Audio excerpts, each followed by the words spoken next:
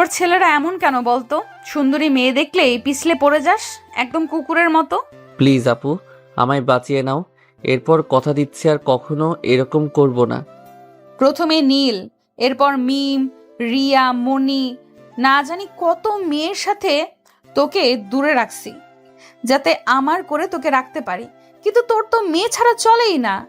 একে ছাড়তেই ওকে ধরিস, ওকে ছাড়তেই একে ধরছিস, এখন আবার তিশার সাথে শুরু করেছিস। চিকন আঁকাবাঁকা কোমরে এক একটা পানির ফোঁটা বোঝা যাচ্ছে। মাথার চুল থেকে টপ টপ করে পানির ফোঁটা মাটিতে পড়ছে। মাথায় দেওয়া পানি পুরো শরীর ছুঁয়ে পা দিয়ে এসে গড়িয়ে পড়ছে। চোখ দুটো বরফে জমে যাওয়ার মতো থমকে আছে, আর হাতে রয়েছে লাল রঙের একটা মগ। কয়েক মুহূর্তের জন্য এভাবেই রিয়া থমকে যায়। ঠিক একইভাবে বাথরুমের দরজায় দাঁড়িয়ে থাকা নীল যেন আকাশ থেকে মাটিতে উষ্ট্র খেয়ে পড়ে যায়। হাত পা জমে যায়, চোখের সাথে সাথে মুখটাও বড়সড় হয়ে যায়। বরফ গলে পানি হওয়ার মতো রিয়া কয়েক মুহূর্ত থমকে থাকার পর সামনে থাকা ব্যক্তির দিক থেকে চোখ সরিয়ে নিচের দিকে একবার দৃষ্টি নিক্ষেপ করে, আর দুই হাতে নিজের সম্মান রক্ষা করার চেষ্টা করে। জোরে একটা চিৎকার দেয়। রিয়ার চিৎকার শুনে তার সামনে থাকা নীল সঙ্গে সঙ্গে বাথরুমের দরজাটা বন্ধ করে সেখান থেকে চলে যায়, আর মাথায় এক হাত দিয়ে মাটিতে বসে পড়ে। আসলে ঘটনা হয়েছিল কি, রনির বাসায় বাথরুমে পানি ঠিক মতো যাচ্ছিল না, তাই নীল তার মামার বাসায় চলে আসে গোসল করার জন্য। নীলের বাসার পাশেই তার মামার বাসা, তাই আসতে যেতে কোনো সমস্যা হয় না। নীল তার মামার বাসায় এসে মামিকে জিজ্ঞেস করলো। মামি উত্তর দেয় রিয়া কোথায় যেন গেছে। রিয়া নীলের মামাতো বোন, বয়সে তার কয়েক বছরের ছোট, কিন্তু ছোট হলে কি হবে, বর্তমান সময়ে প্রভাবে সে নীলের থেকেও এগিয়ে। রিয়া বাসায় না থাকার কথা শুনে নীল সোজা রিয়ার ঘরে থাকা বাথরুমে চলে যায়। দরজা খুলে সামনে তাকাইতেই সে জমে পাথর হয়ে যায়। রিয়াকে এইভাবে গোসল করতে দেখে নীলের এমন অবস্থা হয় যেন দিনের বেলা ভূত দেখে ফেলেছে। অপরদিকে রিয়া হঠাৎ বাথরুমের দরজা খুলে কাউকে আসতে দেখে অনেক অবাক হয়ে যায় আর চিৎকার দেয়। রিয়া চিৎকার শুনে নীল তো সরে আসে ঠিকই, কিন্তু সে আজ যা যা দেখলো সে এগুলো এর আগে কখনোই হয়তো দেখে নাই। মাথায় হাত দিয়ে খাটের উপর বসে আছে নীল। এমন সময় তোয়ালে পেঁচিয়ে বেরিয়ে আসে রিয়া। বেরিয়ে এসে দেখে নীল এখনো আতঙ্কের মধ্যে রয়ে গেছে। মুচকি একটু হেসে রিয়া গ্লাস থেকে পানি হাতে নিয়ে নীলের চোখে মুখে দেয়। তখন নীল কচমচে উঠে এটা দেখে রিয়া জোরে জোরে হাসতে লাগে। তুমি হঠাৎ করে আমার রুমে কেন আসলে? তার আগে তুই এটা বল, বাথরুমে গেলে দরজা লক করে দিতে হয়, এটা কি তুই জানিস না? আমার রুমে আমি নক করি বা না করি, কিন্তু তুমি জানো না যে কারোর রুমে ঢুকতে গেলে নক করে ঢুকতে হয়? মামি যে বলল তুই নাকি কোথায় যেন গিয়েছিস, সেজন্য আমি সোজা চলে আসছি। কিন্তু আমি কেমনে জানবো যে তুই বাথরুমে দরজা লক না করেই গোসল করছিস? আচ্ছা আচ্ছা, যা হয়েছে গেছে বাদ, যা দেখছো সব ভুলে যাও। ভূত দেখেও এতটা অবাক হই না যতটা আজ হইছি। ছেলে হয়ে এমন কথা কি করে বলছো? হ্যাঁ, আর তুমি তো ভুল কিছু দেখোনি, ভবিষ্যতে তো আমি তোমার গিন্নিই হতে পারি। ফালতু কথা একদম বলবি না। তুই আমার মামাতো বোন, আর বোনের মতোই থাক, সর সামনে থেকে। আজকাল মামাতো বোনকে কেউ বোন বলে না, অর্ধেক বউ বলে। তুমি কিন্তু সেই বাবা আদিম জমানায় পড়ে আছো। রিয়ার কথা কানে না নিয়ে নীল বাথরুমে চলে গেল। রিয়া মুচকি হাসতে হাসতে জামা কাপড় পরতে লাগলো। গোসল করে এসে নীল তার মা, দাদি আর ছোট বোনের সঙ্গে খেতে বসে। নীল মধ্যবিত্ত পরিবারের ছেলে, আর 10টা সাধারণ পরিবারের মতো তারাও চলতে পারতো, কিন্তু তার বাবা এমনটা হতে দেয়নি। গ্রাম থেকে কারেন্ট বিল নিয়ে অফিসে জমা দিতে হতো তার বাবার। তখন বিকাশে বা ঘরে বসে থেকে কারেন্ট বিল দেওয়া যেত না, তাই নীলের বাবা পুরো গ্রামের কারেন্ট বিল নিয়ে অফিসে জমা দিত। কিন্তু টাকার লোভে পড়ে কারেন্ট বিলের টাকা অফিসে না দিয়ে নিজে খরচ করে দিত। একসময় এটা অনেক টাকায় পরিণত হয়ে যায়। বিষয়টা গ্রামে জানাজানি হয়, বিচার বসে, আর সমস্ত টাকা এক সপ্তাহের মধ্যে জমা দেওয়ার সিদ্ধান্ত হয়। কিন্তু এত অল্প সময় সাধারণ একটা মধ্যবিত্ত পরিবার থেকে এত টাকা বের করা অসম্ভব, কারণ টাকার পরিমাণ ছিল লাখের উপর, যার কারণে শেষ উপায় হিসেবে ব্যাংক থেকে টাকা তুলতে হয়। নীলের বাবা তেমন কাজ কাম করতো না, যার জন্য কিস্তি টাকা সময় মতো জোগাড় হতো না, যার ফলে তার মা আরেকজনের কাছ থেকে টাকা ধার নিয়ে কিস্তি দিত। পরবর্তীতে আরেকটা ব্যাংক থেকে টাকা তুলতে হয়। এভাবে তাদের ঋণের পরিমাণটা অনেক বেড়ে যায়। নীলের বাবা বাসায় থাকলে ঋণ কমানো বাদ দিয়ে আরো বাড়াচ্ছিল, যার জন্য তাকে শহরে পাঠিয়ে দেয়। শহর থেকে এখন মাসে কম হলেও কিছু টাকা পাঠায়। আর বর্তমান তাদের বাসায় নীল আর মা, বোন আর দাদি রয়েছে। নীল এখন ইন্টার পড়ে, তাই কোনো ভালো চাকরি তার ধারা জোগাড় করা সম্ভব হচ্ছে না। তাই সে কলেজ ছুটির সময় অন্যের কাজ করে, কিন্তু এতে কোনো সফলতার ছোঁয়া তারা দেখতে পায় না। দিন দিন ঋণের পরিমাণ বাড়তেই আসছে। এত কিছুর পরে তাদের সকলের মুখে হাসি নামক জিনিসটা কখনো সরে যায় না। সবাই মুখে হাসি রয়েছে, সবাই আনন্দ করছে, যেন পৃথিবী তারাই একমাত্র সুখী পরিবার। সবাই মিলে দুপুরে খাবার খাচ্ছে, হাসি ঠাট্টা সবকিছু চলছে তাদের মাঝে। এমন সময় নীলের ছোট বোন সাদিয়া বলে, সুমি আপু আসছে। সাদিয়ার কথাটা বলা শেষ না হতেই নীলের বিষম লেগে যায়, মাথায় হাত দিয়ে কাশতে লাগলো। এটা দেখে সাদিয়া হাসতে হাসতে পানি ভরা গ্লাসটা সামনে এগিয়ে দিয়ে বলল, নাও পানি খাও। আমার ছেলেটার আবার কে নাম করতেছে? আম্মু, এটা নাম করার জন্য নয়, নাম শোনার জন্য। মানে? আম্মু কিছু না, অযথা কথা বলার আর জায়গা পাস না। সুমি আপুর কথা শুনে তোমার তো 12টা বেজে গেছে। একদম না, আমি কাউকে ভয় করি না। আমি তো ভয় করার কথা বলিনি। তা কবে আসছে রাক্ষসীটা? আজকে বিকালে। আমার খারাপ সময় শুরু হয়ে গেছে। আমি এই মুহূর্তে বিনা অপরাধে জেলখানায় যেতেও রাজি আছি, কিন্তু বাসায় থাকতে রাজি নই। নীলের কথা শুনে সবাই হাসতে লাগে, আর নীল চুপচাপ খাওয়া দাওয়া শেষ করে তার রুমে চলে যায়। এর পৃথিবীতে নীল যাদের সবচেয়ে বেশি ভয় পায় তাদের মধ্যে অন্যতম হচ্ছে সুমি। সুমি তার খালাতো বোন এবং 2 বছরের বড়। সুমি দেখে নীল অনেক ভয় পায়, তাকে মারতেও সে একবার চিন্তা করে না। নীলের বাবা জানে সুমি তাদের বিনা কারণে কিছু করে না। তাদের বলতে সুমিকে দেখে শুধু নীল নয়, তাদের পরিবারের সুমির ছোট যারা আছে তারা সবাই তাকে দেখে ভয় পায়। সুমি আসার কথা শুনে নীল তার রুমে গিয়ে কোনোরকম অপরাধের কোনো জিনিস রাখলো, তার খাতায় কোনো মেয়ের নাম আছে কিনা সেটা একে একে দেখতে লাগলো। এসব কিছু দেখে নীল খাটের উপর শুয়ে ঘুমিয়ে গেল। বিকেলে ঘুম থেকে উঠে ফ্রেশ হয়ে নিচে আসলো, এসে তো তার চোখে কপাল উঠে গেল।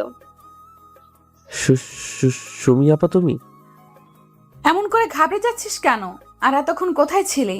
রুমে ছিলাম আমি, কোথায় থাকবো আবার? আমি আসছি অথচ তুই একবার দেখতেও গেলি না।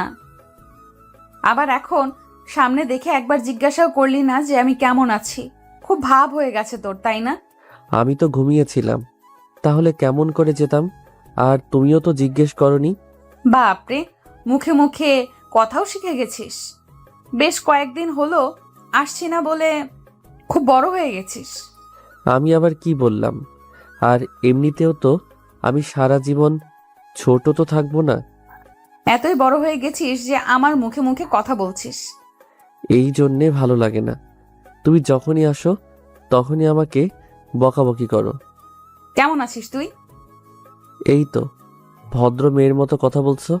হ্যাঁ, আমি অনেক ভালো আছি। তুমি কেমন আছো? ভালো। কলেজ কেমন হচ্ছে? কোনো মেয়ের পাল্লায় পড়েছিস নাকি? তবা তবা, এসব কাজ আমার দ্বারাই হয় না। সুমির কথায় এমন ভাবে জবাব দিতে লাগলো যেন নীল চাকরির ইন্টারভিউ দিতে যাচ্ছে আর সুমি সেই ইন্টারভিউ নিচ্ছে। দুজনে এমন প্রশ্ন আর উত্তর দেখে নীলের মা আর দাদি তাদের নিজেদের কাজে চলে যায়। এক এক করে সুমির প্রতিটি কথার উত্তর দিয়ে নীল কোনো রকমে সেখান থেকে বেঁচে বেরিয়ে আসলো। বাইরে এসে সে একা একা ভাবতে লাগলো, আসলেই আমি অনেক বড় হয়ে গেছি। নয়তো সুমি আপার আগের দিনের কথাগুলো কেমন করে ভুলতে পারি? যখন একটু দুষ্টুমি করলেই মারতো, আমি তো ভুলেই গিয়েছিলাম যে আমি একটা আস্ত ডাইনির বুড়ির সামনে বসে কথা বলছিলাম। ভাগ্য অনেক ভালো যে আপা আমায় কিছু বলেনি। আনমনে কথা বলতে বলতে নীল তার মামার বাসায় চলে আসলো। বাসার ভিতরে এসে রিয়াকে খুঁজতে লাগলো। হ্যাঁ ভাইয়া বল, কি জন্য ডাকছো? সুমি আপা কখন আসলো? এইখানে এসে ব্যাগটা রেখে তোমার ওখানে গেল। শোন, আজকে যা যা হয়েছে এসব কিন্তু সুমি আপাকে একদম বলবি না, নয়তো আমি শেষ। আচ্ছা আমি বলবো না, কিন্তু এর বদল আমি কি পারবো? কুত্তি, ওখানে তোর দোষ ছিল। আপা আগে তোকেই ধরবে। আমার মোটো দোষ ছিল না। ওকে, সব দোষ আমার ছিল। এবার দয়া করে এসব কিছু ভুলে যা। ভুল করেও সুমি আপার সামনে এসব বলবি না, প্লিজ। এত করে যখন বলছো, থাক বললাম না। ধন্যবাদ। রাশিতে কথা বলে নীল সেখান থেকে বাসায় চলে যায়। ভালো একটা শার্ট পরে তার বন্ধু রকির সাথে ঘোরার উদ্দেশ্যে বের হয়ে যায়। সাইকেল নিয়ে তারা দুজনে বের হয়ে রওনা দিবে এমন সময় তাদের সামনে মহাবিপদ এসে দাঁড়িয়ে গেল। সুমিকে দেখে রাখিও চুপ হয়ে গেল, কারণ সে জানে সুমি কতটা রাগী মেয়ে। তোরা কোথায় যাচ্ছিস রে এত সেজে গুজে? আরে আপু, কোথায় সেজেগুজে? আমরা তো এমনিতেই সময় কাটানোর জন্য ঘুরতেছি। পড়াশোনা বাদ দিয়ে সময় কাটানোর জন্য ঘুরতেছিস তাই না? আরে কি যে বলো না আপু, সারাদিন কি শুধু পড়াশোনা করব? বিকেলে একটু বৃষ্টি বৃষ্টি আবহাওয়া, প্রকৃতির সুন্দর মায়াবী রূপটা একটু উপভোগ করতে আমরা বের হয়েছি। অনেক কথা শিখেছিস তো তুই। আজ সন্ধ্যায় বাসায় আয়, তখন তোর ব্যবস্থা করব। আমি আবার কি করলাম? কিছু না, এখন যা আর খুব তাড়াতাড়ি চলে আসবি। বেশি রাত পর্যন্ত বাইরে থাকবি না, এতে পড়াশোনার ক্ষতি হয়। ঠিক আছে আপু। কথাটা বলে মুচকি একটা হাসি দিয়ে সাইকেল নিয়ে সেখান থেকে মুহূর্তে চলে যায়। নয়তো সুমি সামনে থাকলে আর না জানি কত প্রশ্নের উত্তর দিতে হয় তাকে। পরন্ত বিকেলে মুগ্ধকর আবহাওয়ায় তারা দুজনে ডানা মেলা পাখির মতো ঘুরে বেড়ালো। ফুরফুরে ঠান্ডা বাতাস আর পাখিদের কিচিরমিচির শব্দ কানে ভেসে আসছে। তারা বুঝে গেল সন্ধ্যা হতে আর বেশি সময় বাকি নেই। মুগ্ধ আকাশে ডানা মেলা পাখিরা যেমন সারাদিন শেষে ঘরে ফেরার জন্য তাড়াহুড়োই ব্যস্ত হয়ে পড়ে, ঠিক তেমন ভাবে নীল বাসায় ফেরার জন্য তাড়াহুড়ো ব্যস্ত হয়ে যায়। সন্ধ্যায় বাসায় এসে নীল তার দাদি আর ছোট বোনের সাথে আড্ডায় বসায়। আড্ডায় মজায় মেতে ওঠে। তাদের তিনজনের মুখে হাসি রেখা দেখে গেলেও দেখা গেল না নীলের মায়ের মুখে হাসির কোনো ছোঁয়া। মিছিটা খুব ভালো করে দেখলো নীল। কিছুক্ষণ চুপচাপ থেকে এবার তার মাকে নিজের মুখে জিজ্ঞেস করলো, আম্মু, তোমার কি হয়েছে? মন কেন খারাপ? হ্যাঁ আম্মু, আমরা মজা করছি, আর তুমি চুপ হয়ে আছো কেন? কি হয়েছে তোমার? আব্বুর কথা কি মনে হচ্ছে? তেমন কিছু না রে বাবা, কাল মাসিক কিস্তি, অথচ একটা টাকাও নাই। কিস্তির মাস্টার আসলে কি করব সেটাই চিন্তা করতেছি। ও এই ব্যাপার। হুম। এক কাজ করো, কাল কিস্তির মাস্টারের কাছ থেকে কয়েকদিন সময় বাড়িয়ে নাও। সময় বাড়িয়ে নিয়ে কি লাভ? কয়েকদিন পর তো আবার এসে টাকা চাইবে, তখন কি করব? আমি তোমায় টাকা এনে দিব। কিন্তু কি করে? তুই টাকা কোথায় পাবি? শোনো আম্মু, তুমি আমায় যথেষ্ট শিক্ষা দিয়ে বড় করছো। আমি কোনোদিন কোনো খারাপ কাজে পা বাড়াবো না, এই বিশ্বাসটা রেখো। হ্যাঁ জানি যে আমার ছেলে কখনো খারাপ কাজ করতেই পারে না। আমি তাকে সেরকম করে বড় করিনি। তোর প্রতি আমার পুরো বিশ্বাস আছে। আমি মামাদের সাথে কাজ করব। কাজ করলে কিস্তির টাকা বের হবে। কিন্তু তোর পড়ালেখা, কাজ করতে গেলে কলেজে কখন যাবি? পড়াশোনার তো ক্ষতি হবে। পড়াশোনাও আমি করব।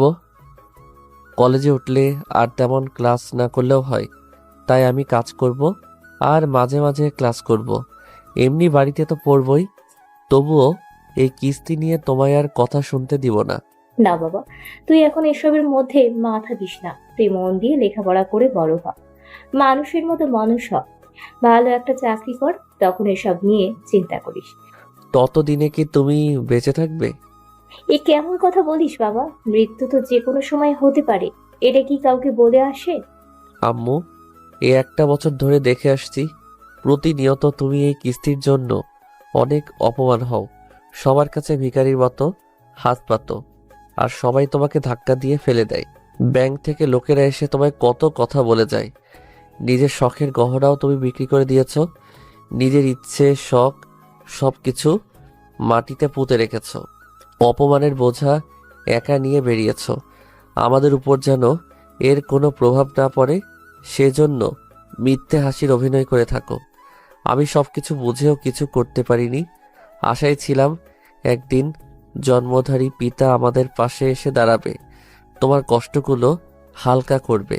কিন্তু অনেক হয়ে গেছে, আর না, আর আমি তোমায় কষ্ট পেতে দিব না।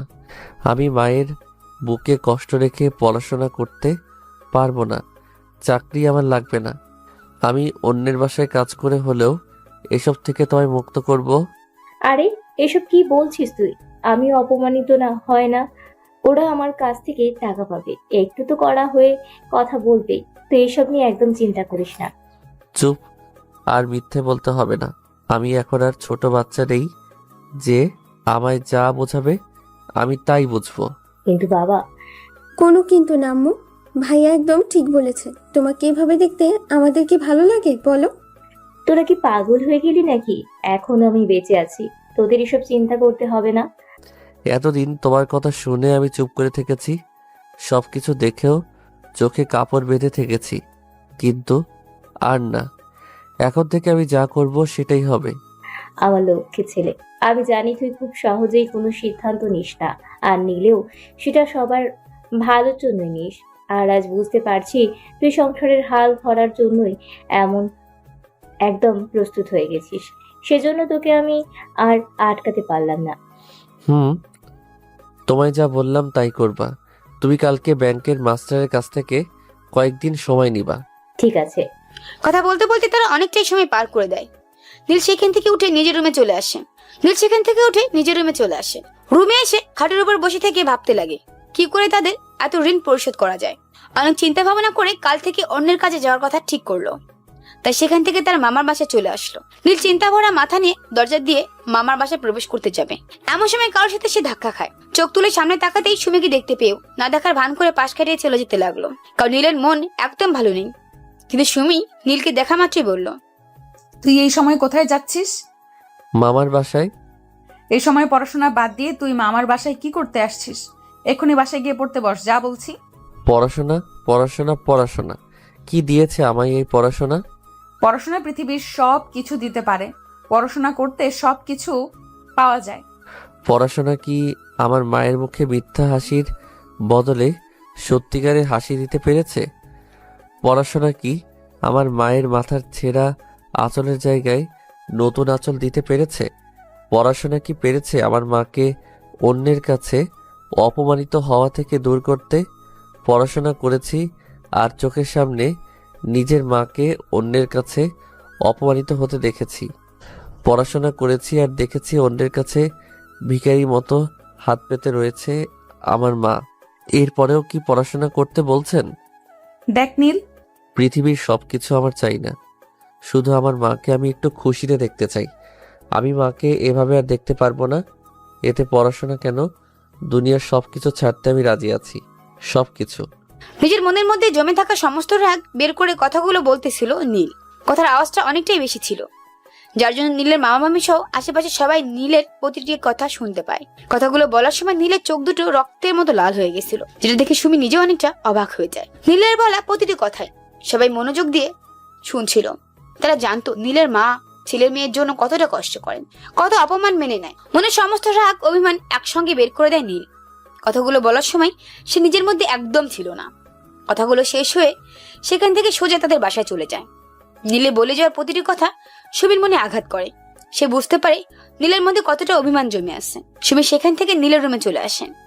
এসে দেখে নীল খাটের উপর শুয়ে থেকে ফ্যানের দিকে এক দৃষ্টিতে তাকিয়ে আছে। সুমি তার পাশে বসে মাথায় হাত বুলিয়ে দেয়। নীল, আমি জানি তোর মনে অনেক কষ্ট জমে আছে, কিন্তু কি করবি বল? সুখ দুঃখ নিয়েই দুনিয়া। আজ দুঃখ রয়েছে তো কাল সুখ এসে ভরে যাবে।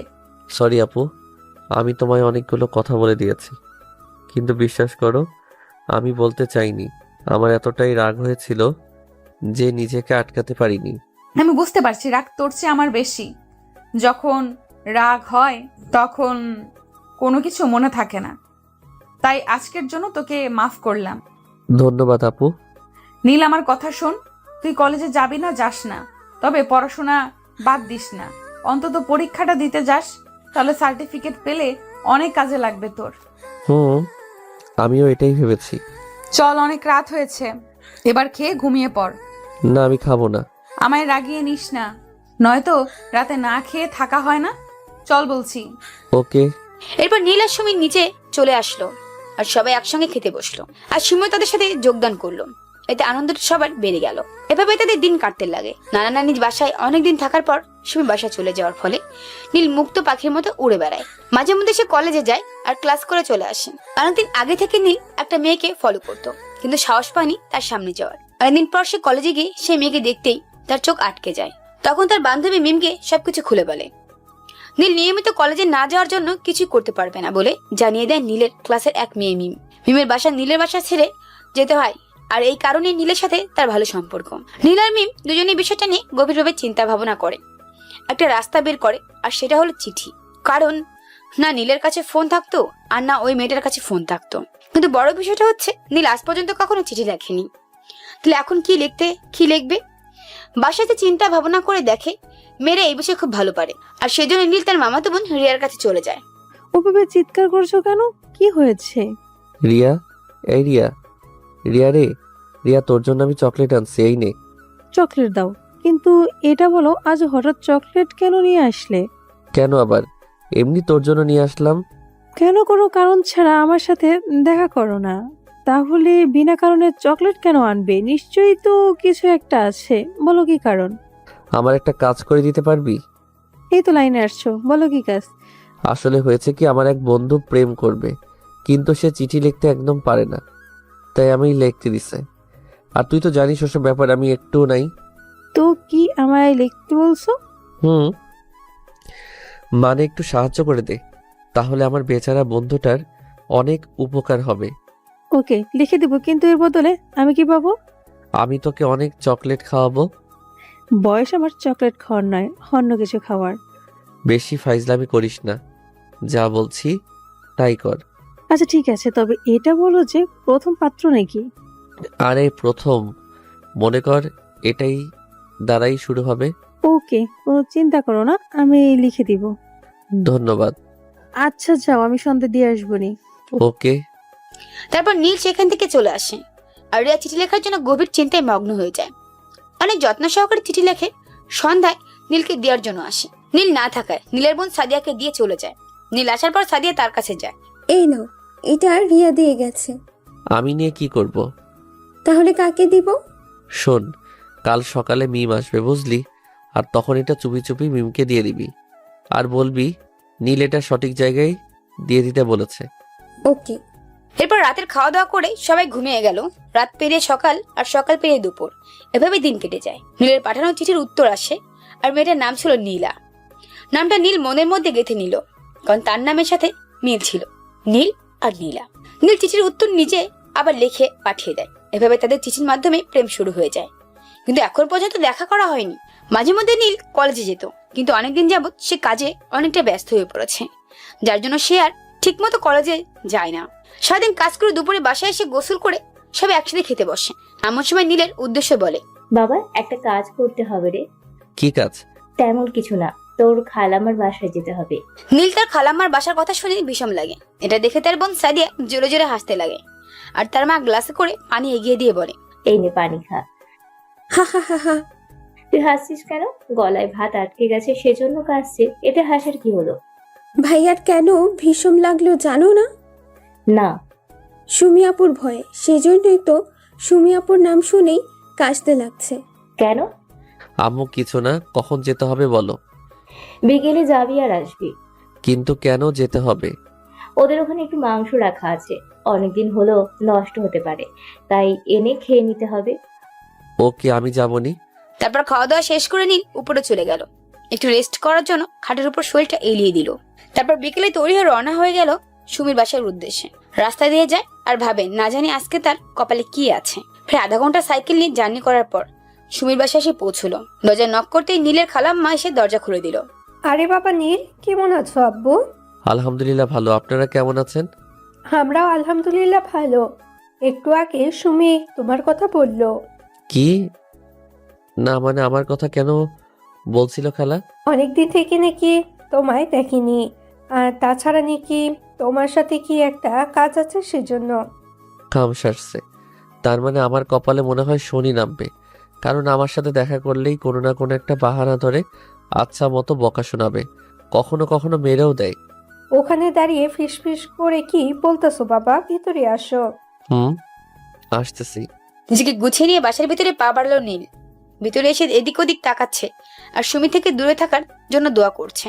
সুমি নিচে নেই তো বাব্বু, উপরে ওর বান্ধবীর সাথে কথা বলতেছে। বাঁচলাম। কি জন্য বাঁচলে? কিছু না, আপু হয়তো বা রেস্ট নিচ্ছে বা ব্যস্ত আছে, এই সময় ডিস্টার্ব করা ঠিক হবে না খালা। ও তো সারাদিন শুয়ে থেকে রেস্ট করে, এছাড়া কাম কি আছে? একটু আগে ওর বান্ধবী আসলো আর তাকে নিয়ে আবার রুমে গেল। আচ্ছা খালা, আমায় ওগুলো দেন, আমি রওনা দেই, নয়তো বাসায় যেতে রাত হয়ে যাবে। সে কি, এই তো আসলা, এখনই আবার চলে যাবে? আজকে থেকে তুমি কালকে যেও, অনেকদিন পর আসলে তুমি। কালকে কাজ আছে আমার। আচ্ছা, আমি সুমিকে ডাকতেছি, দাঁড়াও, ওর সাথে দেখা না করে গেলে ও রাগ করবে। আরে খালা না, ডাকতে হবে না। আমায় কে যেন স্মরণ করলো। হয়ে গেল। দেখো বাবা, জমিদারের মেয়ে, কথা শুনো। হা হা হা হা। নীলের হাসির আওয়াজ নিজের রুম থেকে শুনতে পেল সুমি, আর একটু রাগী কণ্ঠে বলল, ও তুই কে বে? হ্যাঁ, এইখানে এসে দাঁত বের করে হাসছিস কেন? আরে কি বলছিস? এটা নীল, কোন নীল?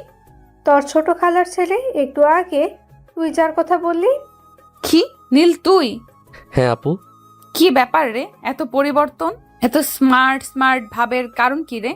কই আপু, কিছু না। কারো প্রেমে টেমে পড়লে নাকি রে? ছি, আমি করবো আবার প্রেম? জীবনেও না। কাকি কখনো কারো পোষা প্রাণী হয়েছে? বাপরে, ভালোই তো কথা বলতে শিখেছিস। হুম। আমি যদি শুনি তুই কোনো মেয়ের পেছনে পেছনে ঘুরছিস, তাহলে যে আমি তোর কি অবস্থা করব এটা দেখে নিস। ওরকম কথা শুনবেই না কখনো। বড় বড় কথা আর বলতে হবে না, চল উপরে। না গো আপু, আমার বাসায় যেতে হবে।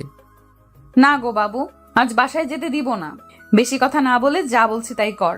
বোঝার চেষ্টা করো, 3 দিনের মধ্যে কিস্তির টাকা জমাতে হবে, তার মধ্যে একদিন চলে গেল। আমার কথা তুই শুনবি না? সুমির রাগী লোক দেখে নীল আর কিছু বলতে পারলো না। বাধ্য ছেলের মতো সুমির পেছনে পেছনে উপরে চলে গেল। সুমির রুমেই তার বান্ধবী বসেছিল। নীলকে নিয়ে যাওয়ার পর তার বান্ধবীকে চলে যেতে বলল, আর নীলকে সাদে নিয়ে এলো। তারপর বল, তোর পড়ালেখা কেমন চলছে? আলহামদুলিল্লাহ ভালো, তোমার? আমারও ভালো। প্রেম কয়টা করছিস? নাউজুবিল্লাহ, প্রেম কাকে বলে সেটাই তো জানি না, করা তো দূরের কথা। সত্যি বলছিস তো? একদম খাঁটি সত্যি। তোমায় কি আমি মিথ্যা কথা বলতে পারি বলো? গুড। এভাবে নীল আর সুমির মাঝে কথা বলা শুরু হয়। সুমি প্রশ্ন করে আর নীল উত্তর দেয়। এক পর্যায়ে নীল বলল, একই কথা। বল কি কথা? তুই বিয়ে করবে না? কি? না মানে আপু, আমি বলছিলাম। আমার বিয়ে নিয়ে তোর চিন্তা করতে হবে না, তুই করবি আমায় বিয়ে? কি যে বলো না আপু, তুমি আমার গুনে গুনে 3 বছরের বড়, মানে সিনিয়র। তো কি হয়েছে, সিনিয়রদের অনেকেই বিয়ে করে, তুইও করবি। কি সব বলো না আপু। আচ্ছা এটা বলো, তুমি কি কাউকে ভালোবাসো? ভালোবাসি কিনা তা এখন বলতে পারবো না, তবে একজনের জন্য অপেক্ষায় আছি, কিন্তু জানি না আল্লাহ আমাদের মিল করবে কিনা। তোমার ভালোবাসায় জোর থাকলে আল্লাহ অবশ্যই মিল করাবে ইনশাআল্লাহ। তা কার জন্য অপেক্ষা করছো, এটা কি জানতে পারি? সময় হলেই জানবি। ওকে। তাদের কথা বলতে বলতে সন্ধ্যা হয়ে এলো। নীলের বাসা যাওয়ার সময় হয়ে গেল। আপু, খালাম্মা, আমায় যেতে হবে, সন্ধ্যা হয়ে গেল। তোকে খুন করব আরেকবার যাওয়ার কথা বললে। আজকে থেকে তুই কালকে যাবি। প্লিজ আপু, আমায় যেতে হবে রে। ওকে ওকে, আর ইমোশনাল হতে হবে না। আবার কবে আসবি? এখন আর হবে না, কারণ কলেজের ফাঁকে কাজ করতে হবে, আবার কাজের ফাঁকে কলেজ। ওকে, তোকে আসতে হবে না, আমিই যাব। খালা ভালো থাকেন, আপু ভালো থাকেন। ভালো করে যাস, আর দেখে শুনে সাইকেল চালাবি। বাসায় গিয়ে মামার ফোন থেকে কল দিবি। ওকে আপু, বাই। নীল চলে আসছে আর সুমি দরজা দিয়ে আসছে। নীল ওদিকে মাথা না দিয়ে সাইকেল নিয়ে রওনা হয়ে গেল। আর সুমি দাঁড়িয়ে থেকে মনে মনে বলে, আর কতদিন অপেক্ষা করতে হবে? নীল প্রায় আধা ঘন্টা পথ চলার পর বাসা চলে আসলো। জীবনের প্রথম আজ রাত করে বাসায় ফিরল। বাসায় কেউ কোনো প্রশ্ন করলো না, তার কারণ জানে নীল কোথায় গিয়েছিল। মৃদুল সবার সাথে কথা বলে, খালার বাসায় খবর সবার কাছে দেয়। কে কেমন আছে সেটা নীলের মা জানতে চায়। এভাবে তাদের দিন কাটতে লাগছিল। সারাদিন কাজ করে নীল, কিস্তি টাকা জোগাড় করে আর রাতে পড়াশোনা করে। দেখতে দেখতে তার সামনে এইচএসসি বোর্ড পরীক্ষা চলে আসে। তাই কাজ কাম বাদ দিয়ে মন দিয়ে লেখাপড়া শুরু করে।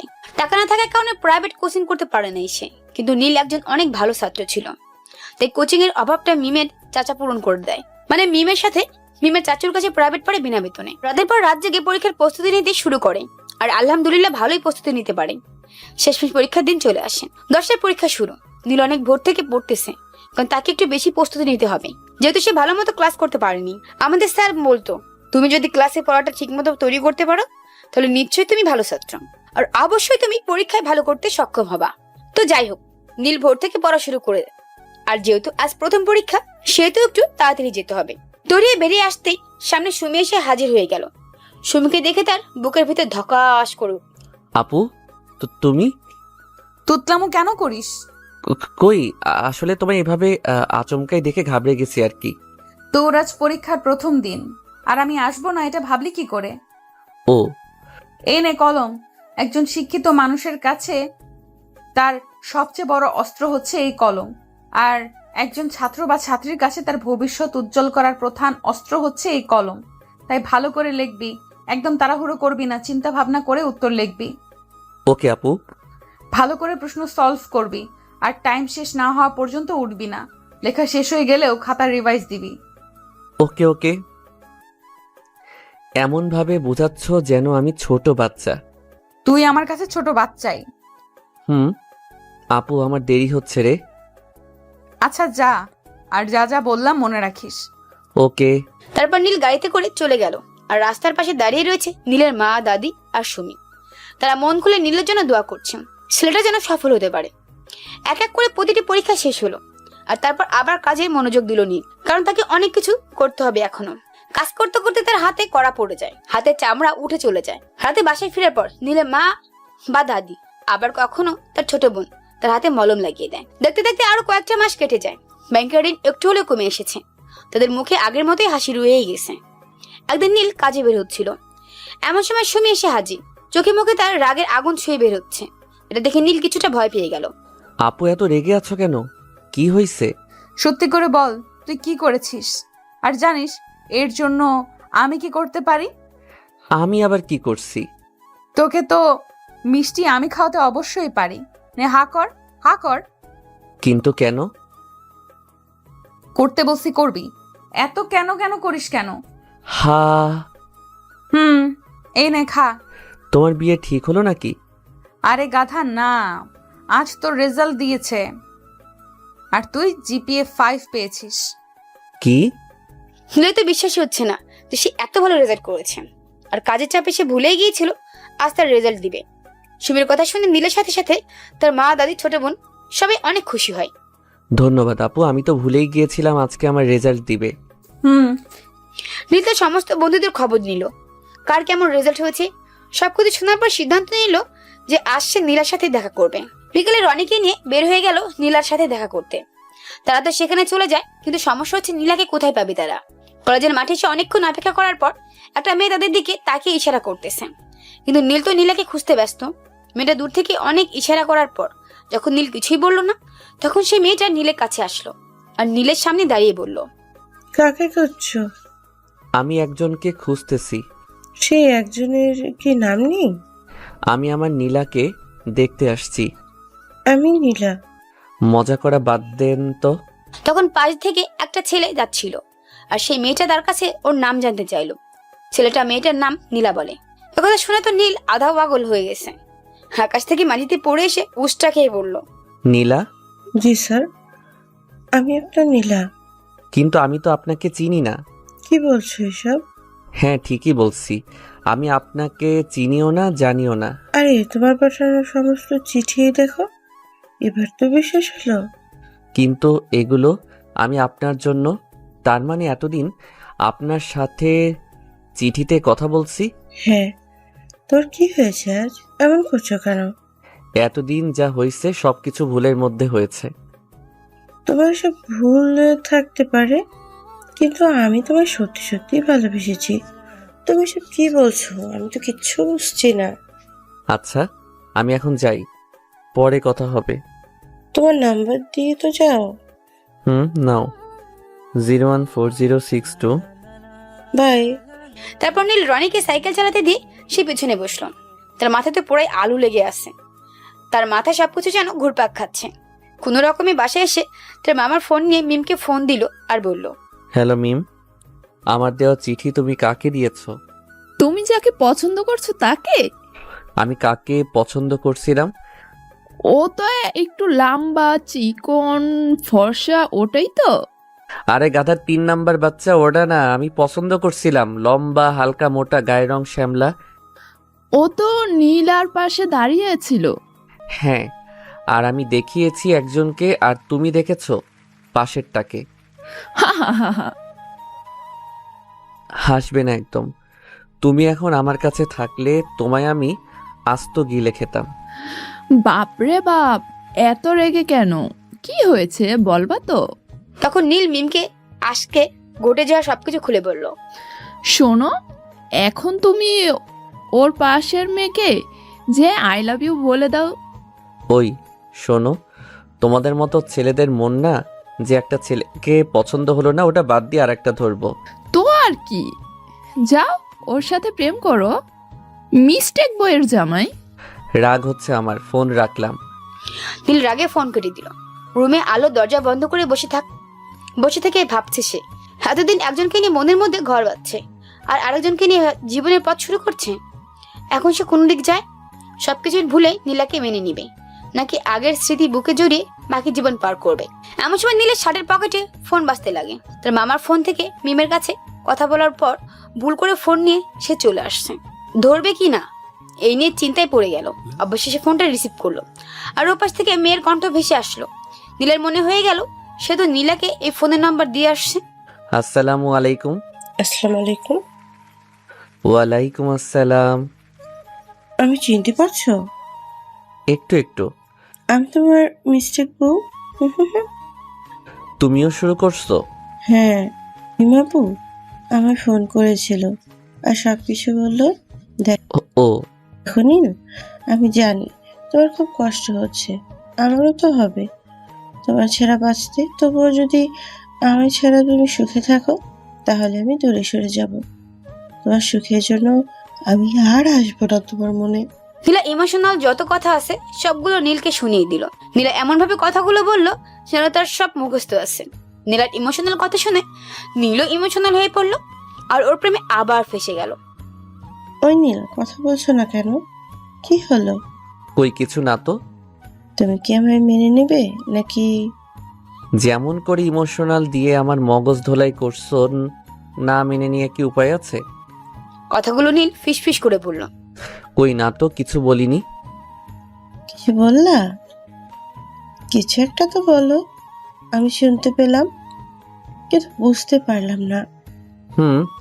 মানে আসলে আমি আই লাভ ইউ বলবো তো, কিন্তু কেমনে বলবো ভেবে পাচ্ছি না। ভালোবাসার মানুষকে আই লাভ ইউ মুখে বলতে হয় না, মন থেকে বললেই হয়। একদম ঠিক বলেছো। এমন সময় সুমি নীলের নাম ধরে ডাকতে ডাকতে দরজা দিয়ে ভিতরে প্রবেশ করলো। সুমির কণ্ঠ শুনে নীল তো ঘাবড়ে গেল। তাড়াহুড়ো করে ফোন কেটে দিয়ে বাইরে আসলো। কিরে, কোথায় ছিলি? আর এত দ্রুত কোথায় যাস? তুমি ডাকলা সেজন্য দ্রুত চলে আসলাম, নয়তো তুমি আবার বকতে শুরু করবে। আচ্ছা বাদ দে, তোর ভালো রেজাল্ট করার জন্য আমি তোর জন্য গিফট নিয়ে আসছি। কি গিফট? আমি তোর জন্য স্মার্টফোন নিয়ে আসছি, এই নে। এসবের কি দরকার ছিল আপু? বেশি কথা না বলে দেখ পছন্দ হলো কিনা। হয়েছে। আমার নতুন আইডি কার্ড দিয়ে প্রথম সিম কিনে তোকে দিলাম। ওখানে আমার নম্বর সেভ করে দিয়েছি, কল দিলে ধরবি। ওকে। এছাড়া আরো অনেক কথা বলে সুমি সবার কাছ থেকে বিদায় নিয়ে চলে গেল। আর নীল নতুন ফোন পেয়ে অনেক খুশি হয়ে গেল। নতুন ফোন থেকে প্রথমে নীলার কাছে ফোন দিয়ে তার সাথে কথা বলতে লাগলো। আর এভাবে তাদের প্রেম চিঠি থেকে শুরু করে ফোন পর্যন্ত চলে আসলো। রেজাল্ট বের হওয়ার পর থেকে নীল চাকরির খোঁজ করতে শুরু করে দেয়। যে করেই হোক তার একটা চাকরি চাই। নীলের নানা একটা অফিসে সরকারি চাকরি করে। নানা মানে তার নিজের নানা না, তার মামার শ্বশুর। আর সেই সূত্রে নীলকে একটা চাকরির খবর দিল। চাকরির খবর পেতেই নীল চলে গেল, কাগজপত্র সবকিছু জমা দিল। আর অফিসার নীলকে 1 মাস সময় দিল, 15 দিন ট্রেনিং। আর বাকি 15 দিন যদি নীল কাজ ভালো দেখাতে পারে তাহলে তার চাকরি কনফার্ম হবে। নীল অফিসারের সমস্ত কথা রাজি হয়ে গেল, কারণ একটা চাকরি তার খুবই প্রয়োজন ছিল আর এটার জন্য সে সবকিছু করতে পারে।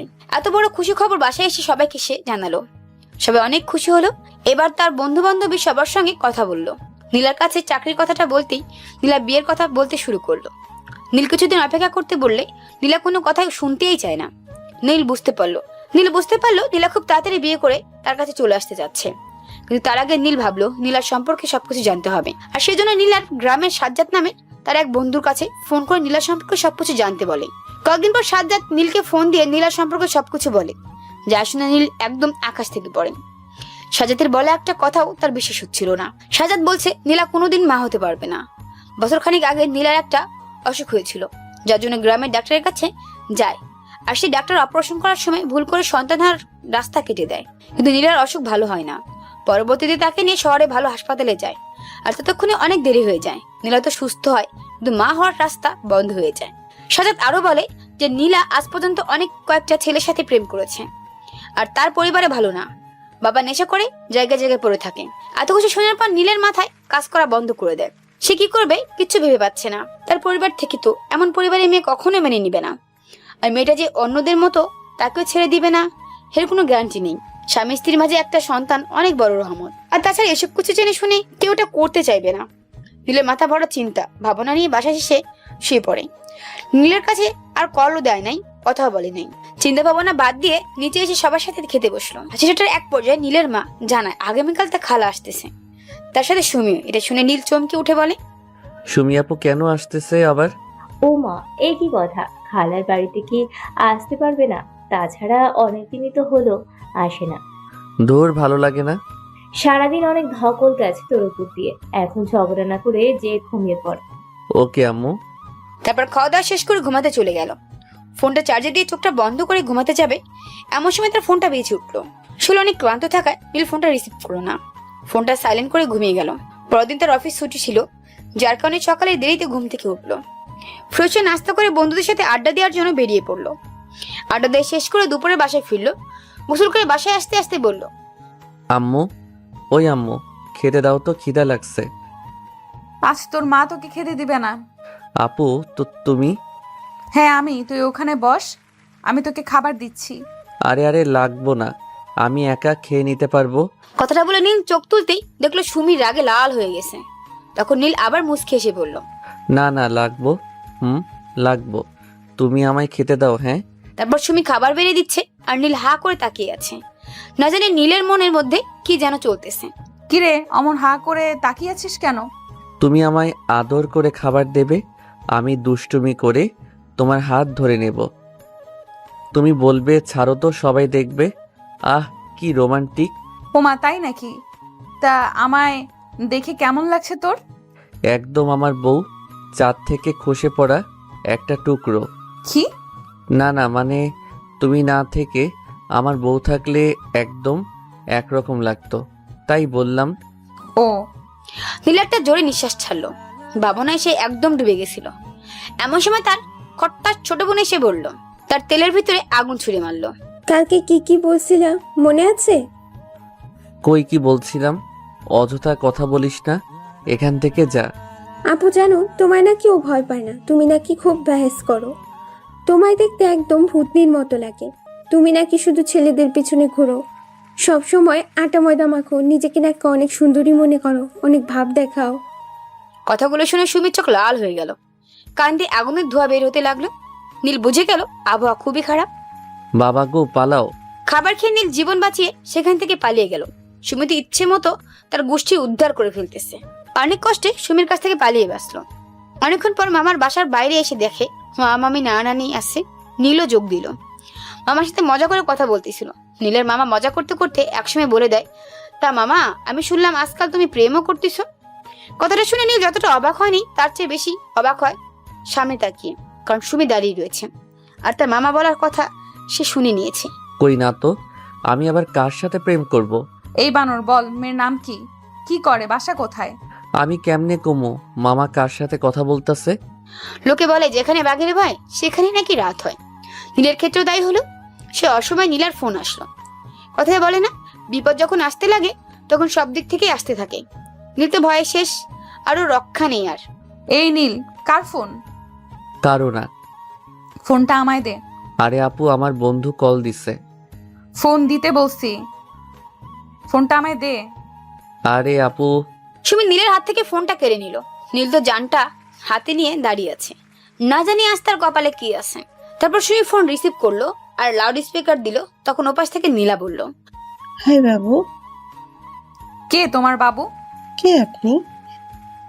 আমি যেই হই না কেন, আগে বলো কে তোমার বাবু? এই ফোনটা যার সে আমার বাবু। আপনি কে? নীলকে কতদিন ধরে চিনো? 4 মাস। কি করো তুমি? লেখাপড়া ক্লাস 7। 7-এ পড়ে তুমি প্রেম করছো? হওয়ার কোনো সময় লাগে না। কিন্তু আপনি কে নীলের? আমি ওর বউ। কি? নীলার সঙ্গে সঙ্গে সেখানে উপস্থিত সকলে অবাক হয়ে গেল সুমির কথা শুনে। নীল তো মুখে হাত দিয়ে দাঁড়িয়ে আছে। হ্যাঁ আমি নীলের স্ত্রী আর ও আমার স্বামী। আপনি কি মজা করছেন নাকি সত্যি বলছেন? জি না, 1 মাস হলো আমার আর নীলের বিয়ে হয়েছে। আমার বিশ্বাস হয় না। আমি নীলের মুখ থেকে শুনতে চাই। এই মেয়ে, আমার কথা শুনে কি মজা মনে হচ্ছে? না, কিন্তু দেখো, এতদিন নীল যা যা করেছে। এখন ও আমার স্বামী, আর আমাদের সংসার আছে, তাই প্লিজ আমাদের সংসারটা ভাঙবেন না। আমি ছাড়া নীলকে কেউ বিয়ে করতে পারবে না। আর করতেও হবে না, কারণ মানুষের বিয়ে একবার হলেই যথেষ্ট। জানি। জানলে ভালো। এই নাম্বারে বা যে কোনোভাবে আমার স্বামীর সাথে যোগাযোগ করার চেষ্টা করলে আমি আপনাকে ছাড়বো না। জি আপু, আর আপনার ভালো থাকেন, নীলকে ভালো রাখেন। আল্লাহ হাফেজ। আল্লাহ হাফেজ। ফোন কেটে দিল। নীল তো আধামরা হয়ে গেছে। এতক্ষণ যেন সবকিছু তার মাথার উপর দিয়ে গেল। আমাদের বিয়ে কবে হলো? হয়নি, তবে হতে কতক্ষণ? আপু, হারামি বাদর, আমায় না জানিয়ে প্রেম করা হচ্ছে? তোর প্রেম আমি ছোটাচ্ছি। আপু আমার ফোনটা দাও, আজ আমার ব্রেকআপ নিশ্চিত। অর্ধেক ব্রেকআপ তো হয়েই গেছে। ব্রেকআপ হয়েছে তো আমি কি করবো? আর শোন, মেয়েটা আমার পছন্দ না, এর সাথে আর কথা বলবি না, ওকে? কিন্তু কেন? কোন মেয়ে কার সাথে কেমন করে কথা বলে সেটা আমিও জানি, কারণ আমিও মেয়ে। তাই বলে কি ব্রেকআপ করে দিবা? আমার মন চাইছে তাই করছি। আমার ফোনটা দাও প্লিজ আপু। না, আজ তোর ফোন তুই পাবি না। আজকের দিনের ভেতর ওর সাথে কল দিয়ে যদি হাত পা ধরিস তাহলে ঠিক আছে, আর কাল যদি ধরিস তাহলে ঠিক হবে না। সেজন্য আজ তুই ফোন পাবি না, কালকে পাবি। বউ ছাড়া থাকা যাবে, কিন্তু মোবাইল ছাড়া থাকা ইম্পসিবল। কানের কাছে ভ্যাক ভ্যাক করিস না তো, যা এনতে। কালকে ফোন পাবি, যা সর। ধরু, থাকবোই না আর বাড়িতে। একটা ঝাড়ি মেরে মান্না কাকুর মতো ভাব নিয়ে বাড়ি থেকে চলে বেরিয়ে গেল নীল। পিছন থেকে সুমি অনেকবার ডাকছে, কিন্তু কে শোনে কার কথা? চুপচাপ বেরিয়ে গেল। সোজা বাজারে চলে আসলো আর সব বন্ধুদের ডেকে নিয়ে আড্ডা দিতে লাগলো। আজ তার ব্রেকআপ নিশ্চিত হয়ে গেছে, কারণ সুমির কানে খবর পৌঁছে গেছে। বন্ধুর সাথে আড্ডা দিতে দিতে কখন সময় পার হয়ে গেল তারা টেরই পেল না। এরপর যার যার মতো বাসার দিকে রওনা হয়ে গেল। বন্ধুর সাথে আড্ডা দিতে দিতে কখন যে সময় পার হয়ে গেল তা টেরই পেল না। এরপর যার যার মতো বাসার দিকে রওনা হয়ে গেল। রাতে বাসায় ফিরে এসে দেখে সবাই যে যার মতো কাজে ব্যস্ত। রাতে ছেলে যে রাগ করে বাসা থেকে বেরিয়ে গেছে এটা নিয়ে কারো কোনো চিন্তাই নেই। নীল ফ্রেশ হয়ে এসে সবার সঙ্গে রাতের খাবার খেতে বসলো। সুমি সহ তার বাবা মা আজ রাতে নীলের বাসায় খাওয়া দাওয়া করবে। খেতে বসে নীলের মা আর সুমির মা দুই বোনের শুরু হলো গল্প, আর এদিকে নীল চুপচাপ খেতে শুরু করে দেয়। বোন, তুই তো আমাদের একদম ভুলে গেছিস। আরে না, সংসার একলা এভাবে ছেড়ে কি কোথাও যাওয়া যায় বলো? এখন তো সব বাহানা দিবি। যেদিন আমার সুমা আম্মুর বিয়ে হবে সেই দিন যাবো। নীলের মায়ের মুখে সুমি তার নিজের বিয়ের কথা শোনার সঙ্গে সঙ্গে তার চোখ নীলের দিকে চলে গেল। অন্যরকম এক অনুভূতি হলো তার। সুমিকে এভাবে তাকাতে দেখে নীল ভুরু কুঁচকে জিজ্ঞেস করার চেষ্টা করলো। তখন সুমি মুস্কি একটা হাসি দিয়ে মাথা নেড়ে না সূচক উত্তর দিল। আচ্ছা নীল, তোমার বাবা কি বাসায় আসবে না? হ্যাঁ, আসতে তো চাই, কিন্তু এতদিন আমরাই আসতে দেইনি। বাসায় আসলে না জানি আবার কি করে। হ্যাঁ বাবা, দেখো কি করলে ভালো হয়। তবে বাবাকে পাশে সব সময় রেখো, একটা অন্যরকম শক্তি অনুভব করবে। জি খালা, আমিও সেটাই ভাবছি। আব্বুকে বাসায় আসতে বলবো। আমার ছেলের হাতে সংসার, এখন সে আর কিছু করতে পারবে না। মানুষ তো সব সময় একমত থাকে না। আমার বিশ্বাস ভাই ভালো হয়ে গেছে। তাই যেন হয়। খালাম্মা, আমি একটা কথা বলবো, তুমি শুনবা তো? হ্যাঁ মা, বলো কি কথা? এখান থেকে অফিস করতে অনেক কষ্ট হচ্ছে নীলের, সেই জন্য আমাদের ওখান থেকে অফিস করলে যাতায়াতের সুবিধা হবে। এটা একদম ঠিক বলেছো সুমি। নীল আপু, তুমি আমার বাসায় চলো, ওখানে থেকে অফিস করবে। কিন্তু বাড়িতে তো কোনো ছেলে মানুষ না থাকলে কেমন হয় বলো তো? তাহলে খালুকে বাসায় নিয়ে আসেন, খালু বাসা দেখাশোনা করবে, আর নীল আমাদের ওখানে থাকবে। চিন্তা করে দেখি কি করা যায়। চিন্তা কিসের চিন্তা? হ্যাঁ, চিন্তা কিসের?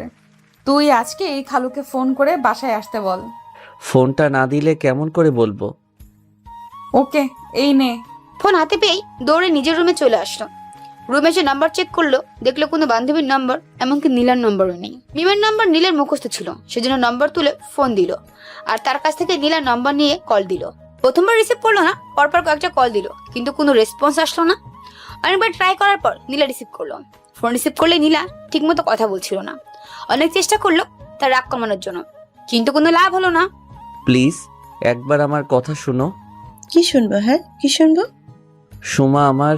সুমা তোমার বউ, এটাই তো বলবা নাকি? সেটা আমি জানি আর মেনেও নিয়েছি। আমি তোমাদের রাস্তায় কাটা হয়ে থাকবো না। আরে না, সুমা আমার খালাতো বোন, আর ওকে আমি। বিয়ে করবেন? হ্যাঁ করুন। সুমা আপু খুব ভালো মেয়ে। আরে আমার কথাটা শুনো। শুনছি তো। আমার কথাই তো তুমি শুনছো না।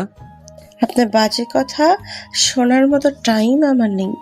দয়া করে আমায় ডিস্টার্ব করবেন না প্লিজ। নীলা। আর হ্যাঁ, আমি রাকিবকে ভালোবাসি আর ওকেই বিয়ে করব। আমাদের জন্য দোয়া করবেন। তাহলে কি আমার সাথে এতদিন অভিনয় করলে? তুমিও তো করলে। আমি কোনো অভিনয় করিনি, আমি মন থেকে তোমায় ভালোবাসছিলাম। বাজে কথা বন্ধ করেন। বাজে কথা তাই না?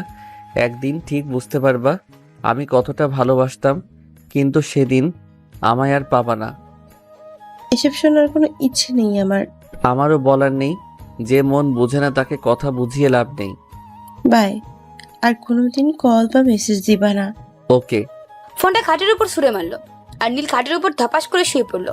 চোখ বন্ধ করতেই নীলার স্মৃতিগুলো চোখের সামনে ভেসে উঠলো তার। চোখ দিয়ে পানি অঝরে ঝরতে লাগলো। চারপাশে অন্ধকার মনে হলো। হঠাৎ নীল তার মাথার কারো হাত অনুভব করলো। চোখ খুলে দেখে সুমি তার পাশে বসে মাথায় হাত বুলিয়ে দিচ্ছে। সুমিকে দেখে নীল উঠতে চাইলো, কিন্তু সুমি তাকে উঠতে দিল না। নীল কিছুটা অবাক হলো।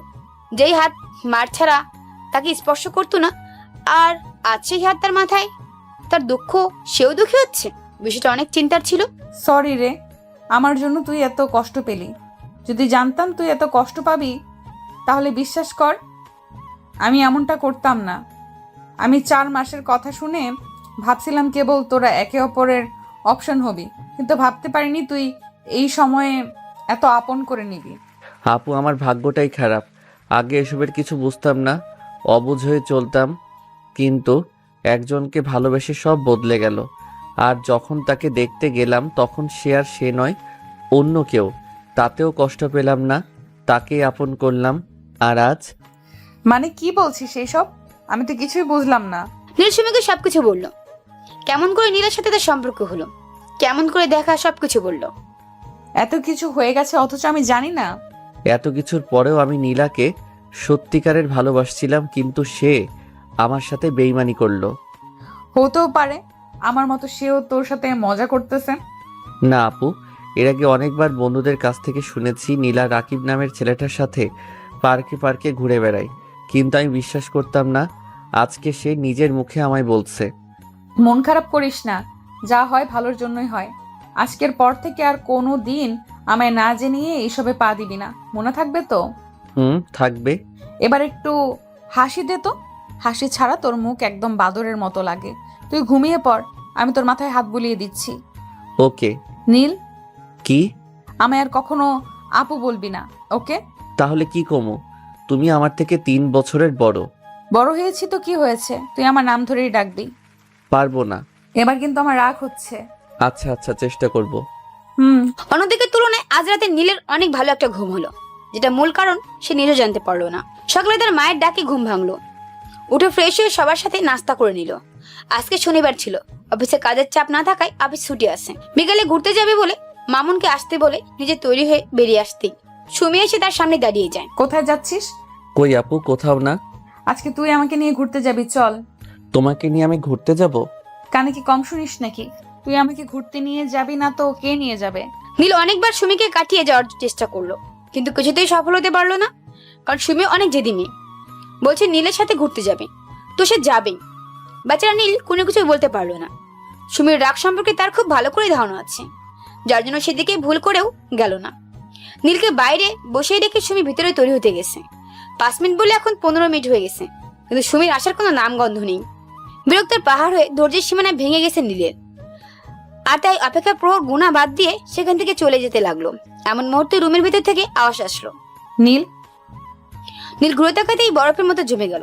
আকাশে পরীকে মাটিতে দেখে অবাক না হওয়ার কোনো কারণ বাকি রইল না। নীলের চোখ আটকে গেল সেই পরীর দর্শন পেয়ে। সে নিখুঁতভাবে পরিদর্শন করতে চাইল।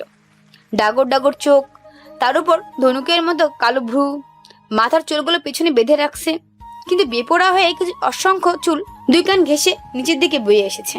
সুমি এমনিতেই তেমন সাজগোজ পছন্দ করে না, কিন্তু আজ কেন জানি হালকা করে সাজতে মন চাইছে, আর যেটা নীলের চোখে আচ্ছা মতো প্রভাব ফেলেছে।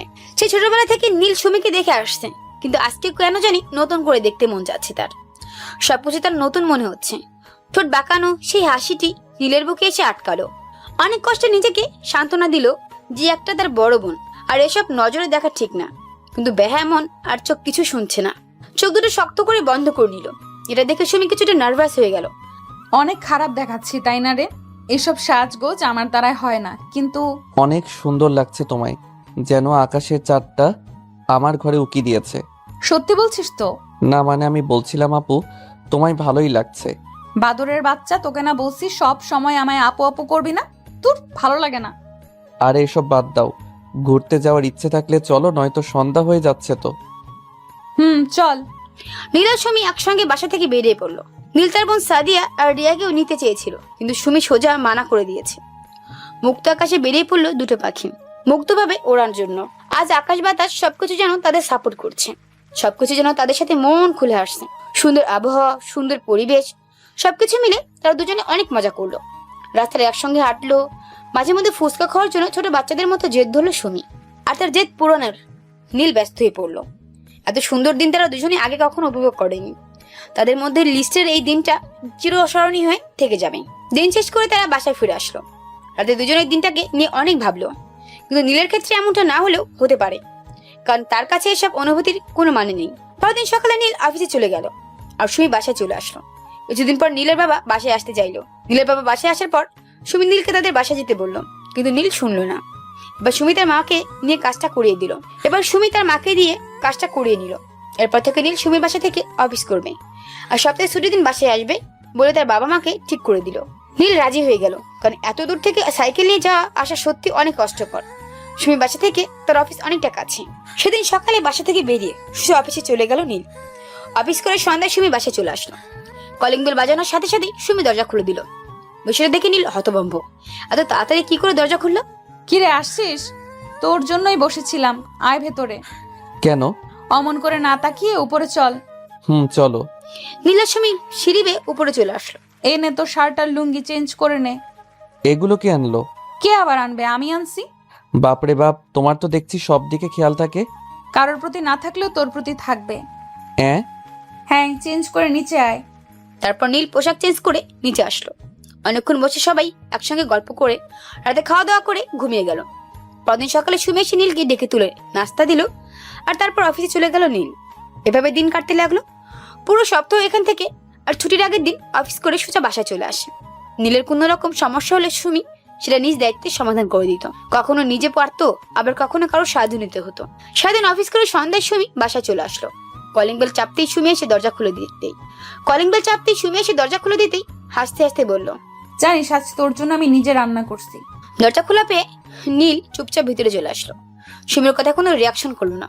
বিষয়টা সুমির পেটে হজম হলো না। নীলের পেছনে পেছনে সুমি চলে আসলো আর তাকে জিজ্ঞেস করলো। সুমির কথা কোনো জবাব দিল না। সুমি আবার জিজ্ঞেস করলো। এবার নীল বলল, কি হয়েছে রে তোর? মন খারাপ কেন? কিছু না। বলতে বলছি আমি, কি হয়েছে বল না। বলছি তো কিচ্ছু হয়নি, আমায় একটু একা থাকতে দাও তো। নীলার কথা কি মনে হচ্ছে? বেইমানি আমি মনে রাখি না। তাহলে কি হয়েছে বল আমায়। আরে কিচ্ছু হয়নি, আমি অনেক ক্লান্ত থাকায় কিচ্ছু ভালো লাগে না। ফ্রেশ হয়ে আয়, আমি খেতে দিচ্ছি। নীল কোনো কথা না বলে চুপচাপ নিজের রুমে চলে গেল। সুমি এসে খাবার টেবিলে বসে পড়লো। একে একে সুমি মা বাবা সবাই এসে যোগ দিল। সবাই মিলে গল্প করতে করতে খাওয়া দাওয়া করলো, কিন্তু এখন পর্যন্ত নীল খেতে আসলো না। বিষয়টা সুমির মা সবার উদ্দেশ্যে বলল, তোমরা খাওয়া দাওয়া করো, আমি দেখছি। একথা বলে সুমি খাবার টেবিল থেকে উঠে গেল। সুমির মা সুমি প্লেটের দিকে দেখে সুমি প্লেটে এক টুকরো খাবার তুলে মুখে দেয়নি। নীল রুমে একা বসে থেকে খুব মনোযোগ দিয়ে চিন্তা করছিল। এমন সময় সুমি তার রুমে এসে দরজা বন্ধ করে দিল। এটা দেখে নীল অনেকটা ভয় আর অবাক দুটোই হলো। আরে আপু, তুমি এই সময় আমার রুমে এসে দরজা কেন বন্ধ করলে? নিজেকে কি মনে করিস? হ্যাঁ, অনেক বড় রাজা বাদশা যে তোর কি হয়েছে বলে পেছনে পেছনে ঘুরতে হবে তোর?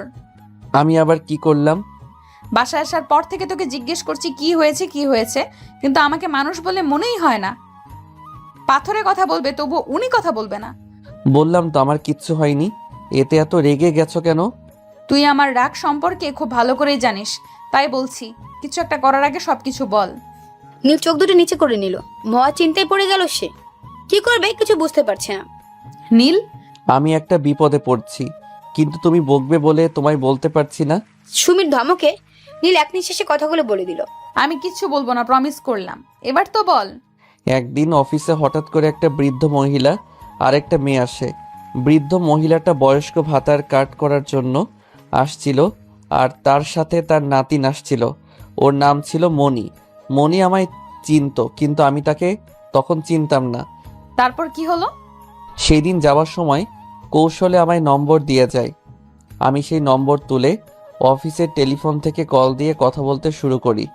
আস্তে আস্তে আমাদের খুব ভালো একটা সম্পর্ক তৈরি হয়। কিন্তু বিশ্বাস করো আপু, আমি তাকে শুধু বেস্ট ফ্রেন্ড ভাবতাম, কারণ ছোট থেকে একটা বেস্টু করার অনেক শখ ছিল আমার। তারপর কি হলো বল। পরবর্তী সময়ে বাসায় যে আম্মুর কাছে জানতে পাই মনির বিয়ে আমাদের গ্রামের এক ছেলের সাথে হয়েছিল। কিন্তু বিয়ের কয়দিন পর ছেলের 1000টা দোষ দিয়ে মোহরানার টাকা দিয়ে নিয়ে তালাক হয়ে যায়। এমনকি এটাই তাদের পেশা ছিল। দেখতে একটু ভালো হওয়ায় অনেক ফায়দাই হয়, কারণ আজকাল সুন্দরী মেয়েদের পিছনে পুরো দুনিয়া ভাগে। তারপর কি হলো? এগুলো শোনার পর থেকে আমি আস্তে আস্তে তার থেকে দূরে আসার চেষ্টা শুরু করে দেই। কিন্তু হঠাৎ একদিন মনি আমায় প্রপোজ করে।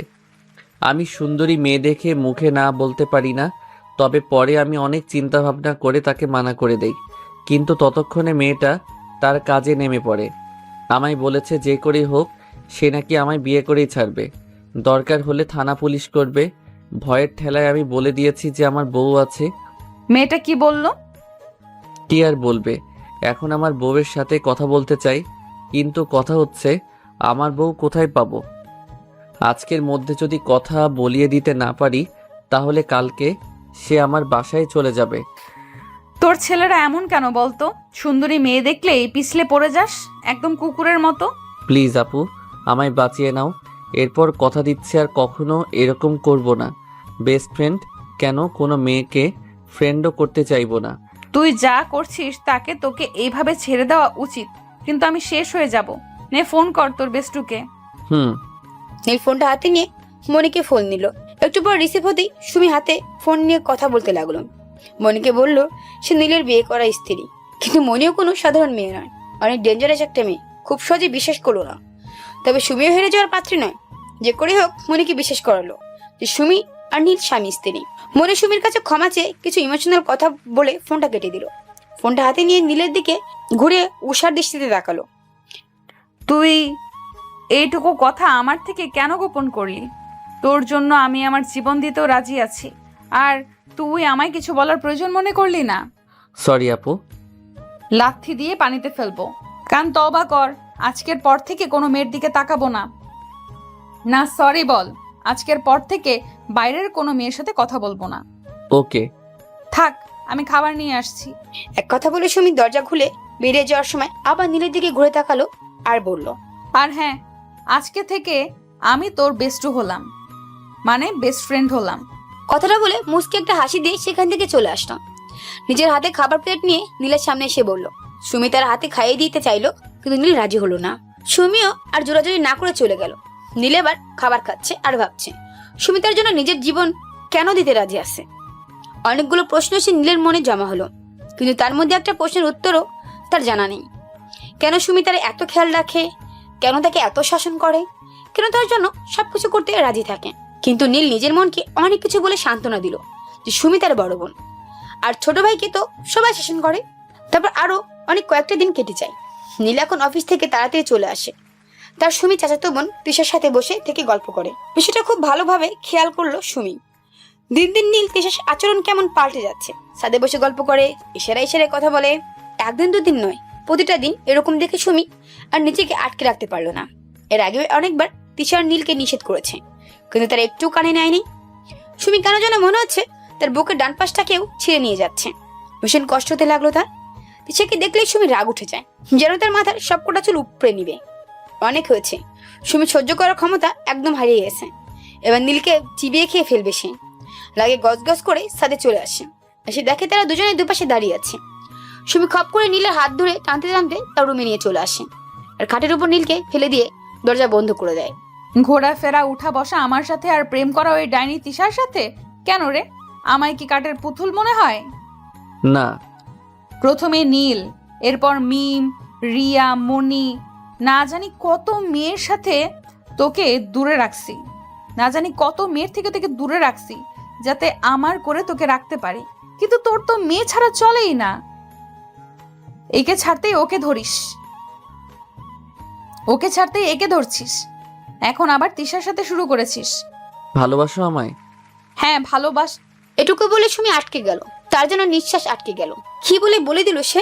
সুমি চোখ বন্ধ করে পিছনে ঘুরে যেতে লাগলো। তখন নীল সুমির হাত ধরে খাটের উপর ফেলে তার ঘাড়ে পাশে হাতটা রাখলো। দুজন এবার অনেক কাছাকাছি, একজনের নিঃশ্বাসের শব্দ অন্যজন স্পষ্ট শুনতে পাচ্ছে।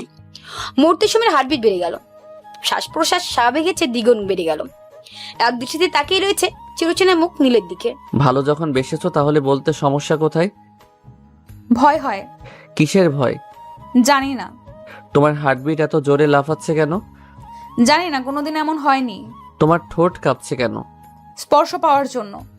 এরপর নীল সুমির প্রথম ভালোবাসা স্পর্শ করলো। মুহূর্তে দুজনে হার্টবিট বেড়ে গেল, নিঃশ্বাস ঘন হয়ে আসলো। এমন এক মুহূর্তে হঠাৎ করে দরজায় কারো কড়া নাড়ার শব্দ ভেসে আসলো। চুম্বকের বিপরীত প্রতিক্রিয়ার মতো দুজন দুদিকে আলাদা হয়ে গেল। সুমি চোখ তুলে নীলের দিকে তাকাতে পারছে না, লজ্জায় তার গাল লাল হয়ে গেল। অপরদিকে বোবা হয়ে দাঁড়িয়ে থাকা নীলের ক্ষেত্রে তাই হলো। এর মধ্যে আবার দরজায় কড়া নাড়া হলো। নীল ঘাবড়ে গেল, না জানে কি আজ কি হবে। নীলের এমন ঘাবড়ানো দেখে সুমি নীলের হাত ধরে গিয়ে দরজাটা খুলে দিল। দরজা খুলতেই ওপাশ থেকে তিশা হাসতে হাসতে ঘরের ভিতরে আসলো।